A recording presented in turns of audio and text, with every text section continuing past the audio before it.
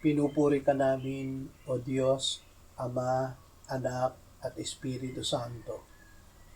Salamat, Ama, na ibinigay mo sa amin si Jesus na iyong anak, na namatay para sa aming kasalanan, iyong muling binuhay, iniakyat at iniluklok sa iyong kanan sa langit.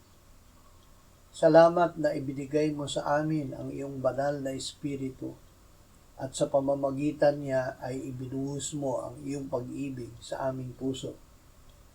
Salamat, Panginoong Hesus, na nang kami ay lumapit sa iyo, kami ay binigyan mo ng kapahingahan ng kaluluwa.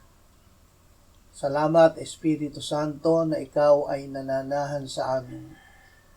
Salamat na ikaw ang masaganang tubig na buhay na bumabalong mula sa aming puso. Amen.